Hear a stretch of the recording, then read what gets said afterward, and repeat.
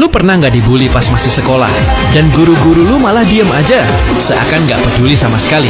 Padahal tiap hari lu dikatain, dijauhin, dihina.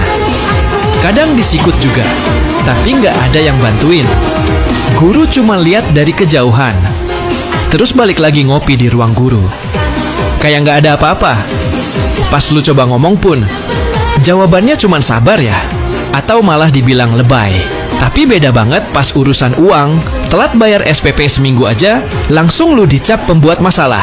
Disuruh maju ke depan kelas, dipanggil orang tua segala, dimarahin seolah lu maling. Lucu ya, dibully dibiarkan aja.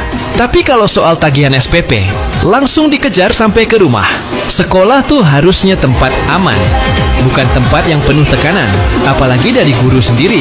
Ya walaupun gak semua guru kayak gitu.